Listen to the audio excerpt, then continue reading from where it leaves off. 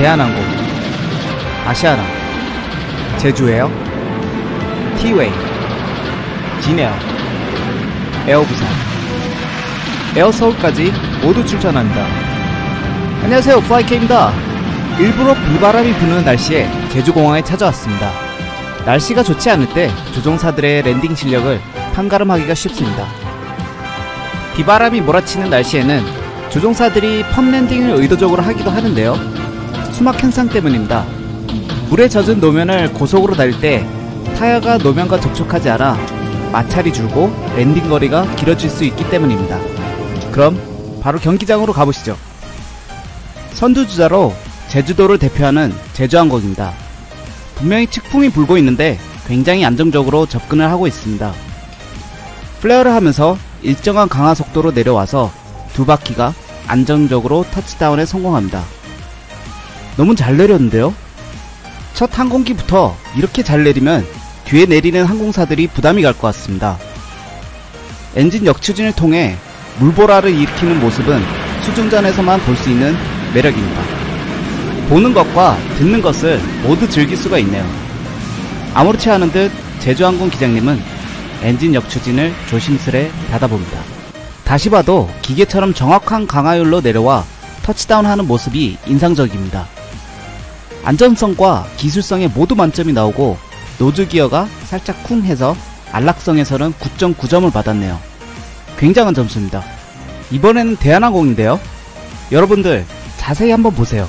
기장님께서 조금 높게 접근을 했다고 판단했는지 기술을 내리면서 강화를 하고 있습니다. 그러면 자연스레 속도가 증가를 합니다.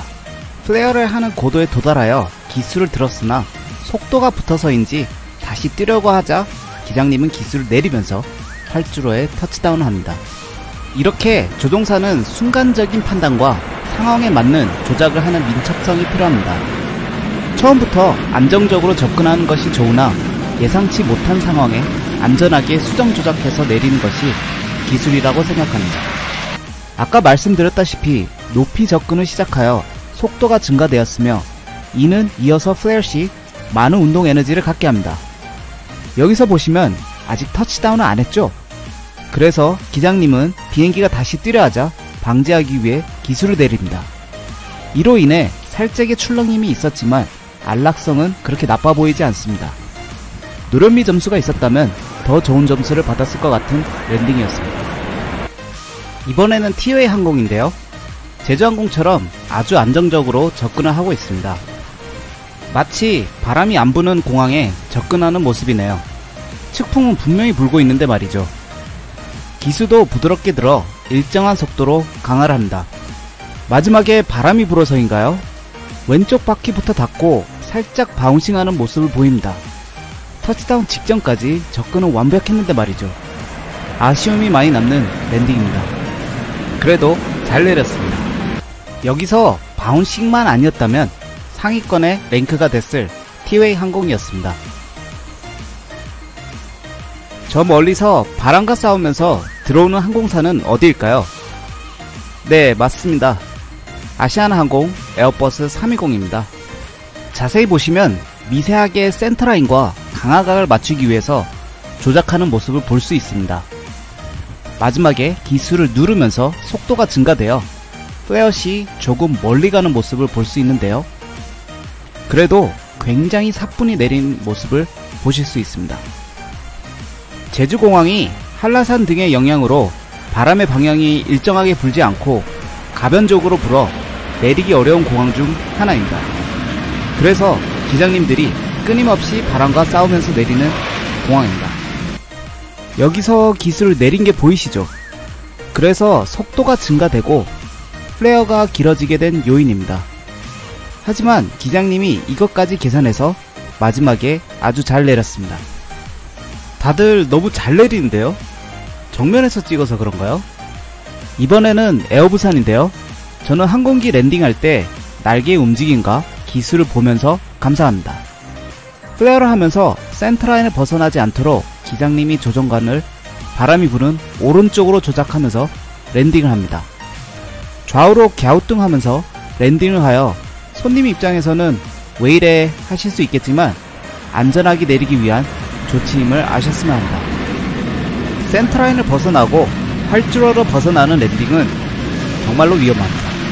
다시 보시면 바람에 밀리지 않게 날개를 조정을 하는데요. 이때 러더를 이용하여 항공기를 똑바로 세웠으면 더 좋은 점수를 받을 수 있었습니다. 하지만 터치다운 직전에 괜한 조작을 해서 불안정한 랜딩을 선사한 것보다는 나은 선택이었다고 생각합니다. 그 짧은 순간에 진짜 많은 생각을 하거든요. 이번에는 지네어입니다. 랜딩 라이트를 환하게 키면서 오는 모습이 뭔가를 보여주겠다는 모습입니다. 아참, 그거 아시나요? 지네어, 에어부산, 에어서울이 합병하는데 지네어에서 특허청에 지네어 부산으로 상표권을 등록하였답니다. 새로운 항공사의 이름이 될 가능성이 높다고 하네요. 이번에도 굉장히 잘 내렸죠? 마치 기계가 내리듯이 계산되게 내린 것 같습니다. 그래서 제가 한번 의심을 해봤습니다. 혹시 오토랜딩이 아닌가 해서요. 처음에 봤던 제주항공처럼 흔들림 없이 일정하게 내렸는데요. 오토랜딩을 사용하게 되면 50핏 부근에서 플레어를 일정한 레이트로 기술을 듭니다. 조종사들도 50피트에서 준비를 하지만 소형기 플레어는 30피트에서 하게끔 보통 교육을 받습니다. 제가 촬영 위치가 조금은 다를 수 있지만 높이는 동일한데요. 여기서 보시면 두 항공기가 같은 위치에서 기수가 들리는 것을 볼 수 있습니다. 그리고 보통 두 바퀴가 동시에 닿습니다. 하지만 오토랜딩은 노즈 기어까지는 사뿐히 닿을 수 있게끔 설계가 되어 있지 않고 플레어 시 한 기수 그대로 유지합니다. 그래서 기장님들이 보통 조금 잡지만 그래도 직접 했을 때보다는 부드럽게 대처를 못합니다. 조종관이 강하게 고정되어 있거든요. 조종사들도 오토가 내리듯이 배우긴 하지만 조금의 조종관의 움직임이 없는 모습 등을 통해서 오토랜딩이라고 강하게 생각이 듭니다. 실제로 기장님들도 날씨가 좋지 않을 때 오토로 내리거든요. 하지만 오토도 제한치가 있어 심하게 안 좋은 날씨는 기장님들이 직접 내립니다.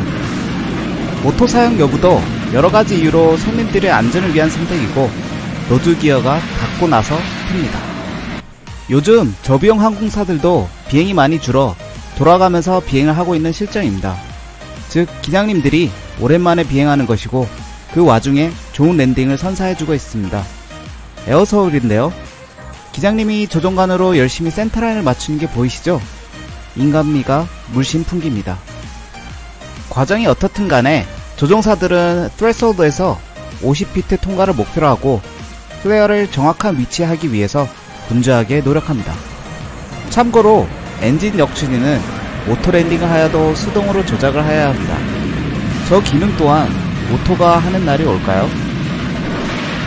좌우로 조정을 하면서 결정적인 위치에서 플레어를 하는 기장님의 모습입니다.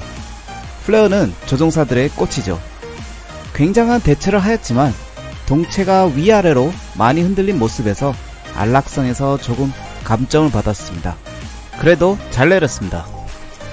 AI를 이기는 기장님들의 랜딩은 없나요? 제가 찍은 영상을 다 뒤져봤습니다.